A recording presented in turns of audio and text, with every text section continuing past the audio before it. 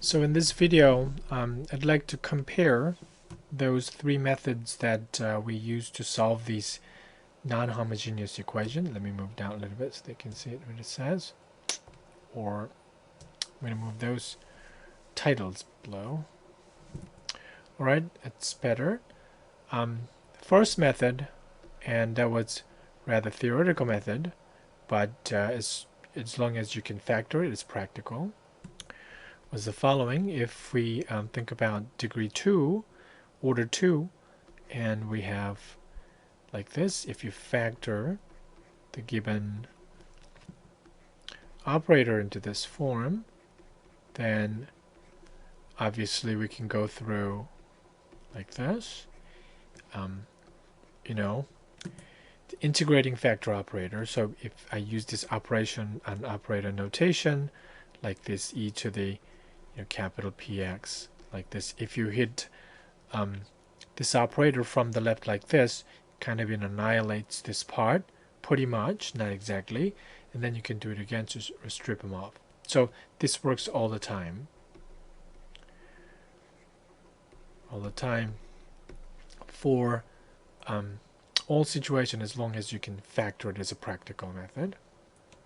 Sometimes it's better than the judicious guessing, and sometimes it's not better than judicious guessing. The guessing is sometimes better. So let me write down the second part is just a guessing right here, and this works nicely when the right hand side is easily predicted. So this is simple operator, we have it there, and phi is usually those elementary cases, x to the n, or e to the ax, or cosine bx, or combination of all these, product of all those things, like this. Then you can play with this thing, plug it in there, little variation in case it's a kernel. That was a fairly practical method, but when it gets complicated like this, it's a product of something. Sometimes this integrating factor method is a lot faster. Third method, which it was pretty much the main point of this video, was this variation of parameters. Now if you think about the variation of parameter, it requires the kernel, so you first have this kernel ready, so C2 and F2.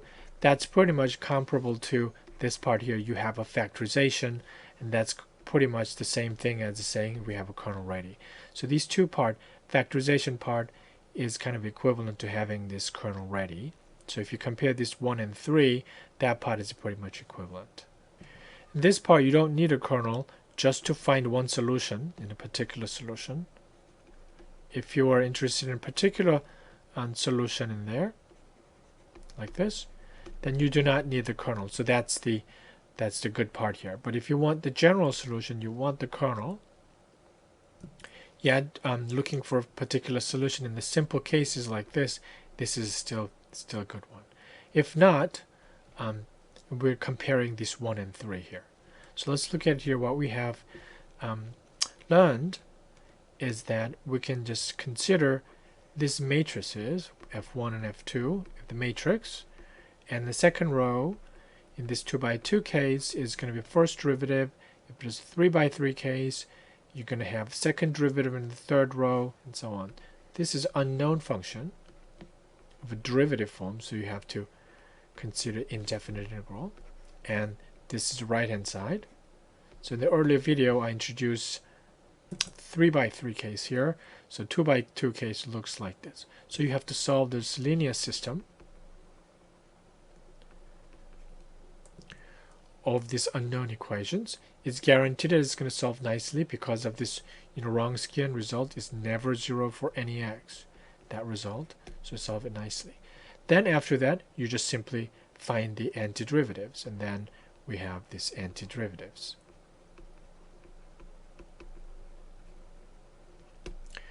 Now what we have to compare is that, sorry about the sloppy writing, so antiderivative versus this hitting with this 2 inverse operator.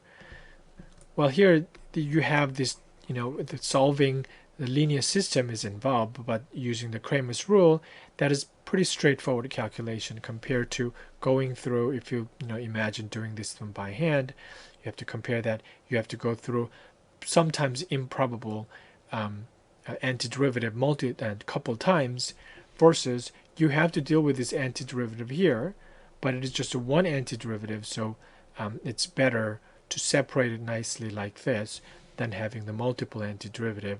Then it's kind of worse than this shape in here.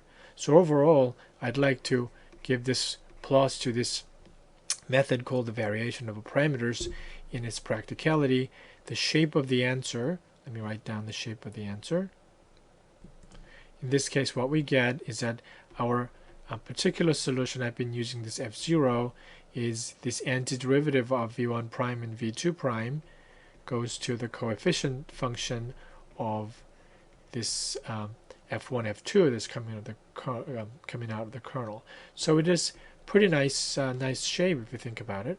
And the arithmetic and calculation involved in what's in here is a lot cleaner and more organized than this one in here. This is most general and theoretically useful to discuss lots of things, but this has its own power, even in theoretical situation using this Wronskian. The solvability of this equation is guaranteed by a Wronskian, so it has its own power as well. So this is a very, very clever method of dealing with linear equation.